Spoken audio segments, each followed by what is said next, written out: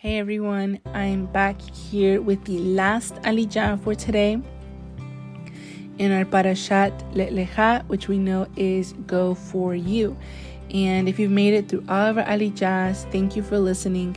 If you missed one, make sure to go on our website, Israel Casa Integral, or our YouTube channel and our Spotify as well. You can find all of the Lejas if you missed one. So that you can be reading through the whole Parashat for this week. So our Bible reading for today is Genesis 17, verses 7 through 27. I'm just going to read verses 7 and verses 14. And it says, "And I will establish my covenant between me and you and your offspring after you throughout their generations for an everlasting covenant, to be God to you and your offspring after you. Any uncircumcised male who is not circumcised in the flesh of his foreskin shall be cut off from his people. He has broken my covenant."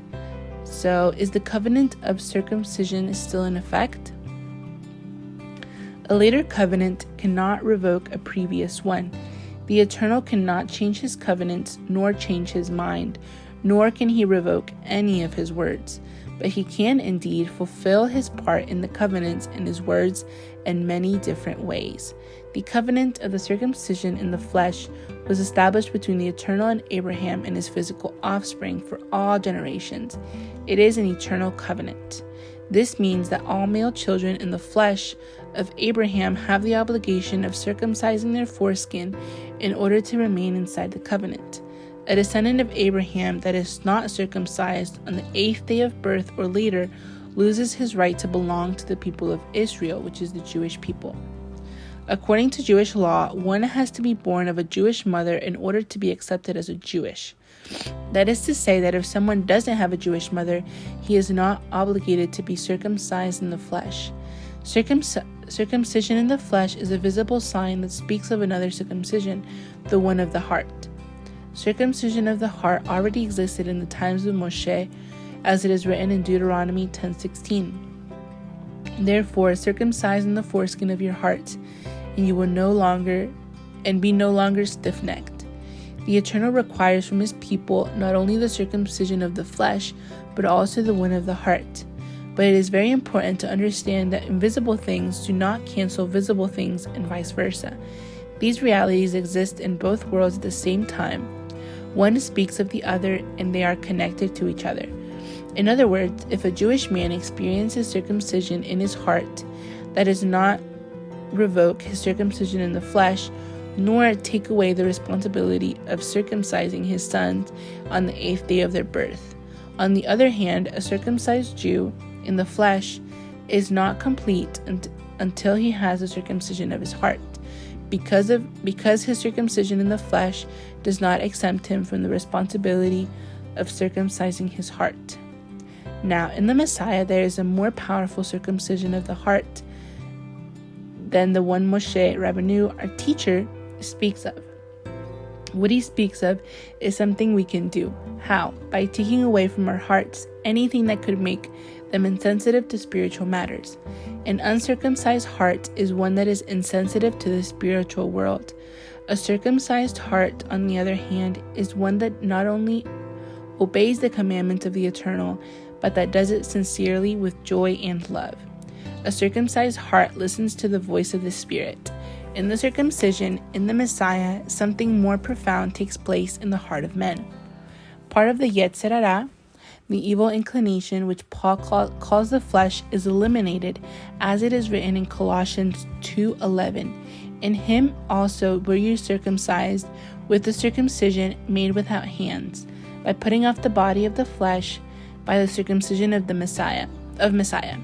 However, not all flesh is eliminated in the circumcision of the Messiah, because one who has experienced the new birth in the Messiah has Yetzer Hara, the flesh. But the dominating power of that sinful nature is broken. The one who is in the Messiah is not a slave of sin anymore. He can dominate his instincts and inclinations much more powerfully than one who is not in the Messiah. The fact is a result of the renewed covenant in the Messiah, as we can see in Ezekiel 36:26-27. And I will give you a new heart, and a new spirit I will put within you. And I will remove the heart of stone from your flesh and give you a heart of flesh. And I will put my spirit within you and cause you to walk in my statutes and be careful to obey my rules. And Jeremiah 31:33. But this is the covenant that I will make with the house of Israel after those days, declares the Lord. I will put my law within them, and I will write it on their hearts. And I will be their God, and they shall be my people. If one says that the circumcision of the flesh for those born to a Jewish mother is not necessary if they have experienced the circumcision of the Messiah, he is denying what is established in the covenant of circumcision between the Eternal and Abraham and his offspring forever. We cannot mix the different kinds of circumcisions and say that if we have one, we don't need the other. That would be a great deviation from the truth and would make the Eternal seem unfaithful, and his name would be blemished. The one who is not born of a Jewish mother has no obligation of circumcising the flesh of his foreskin. A Gentile who has experienced circumcision in the Messiah has no obligation of circumcising his flesh. When the Messianic kingdom comes, the Yetzer Hara, the flesh, will be eliminated. But before that, we still have to cope with the internal struggle. Dear disciple, learn a lesson between material and spiritual. One does not cancel the other. On the contrary, they complement each other. They can coexist in perfect harmony, and they actually should. In this way, a unity between the inferior and superior world is created, and that is the purpose of creation. May the Eternal give you his grace to be able to live in the power and the renewed covenant in the Messiah and have victory over sin. Shabbat Shalom.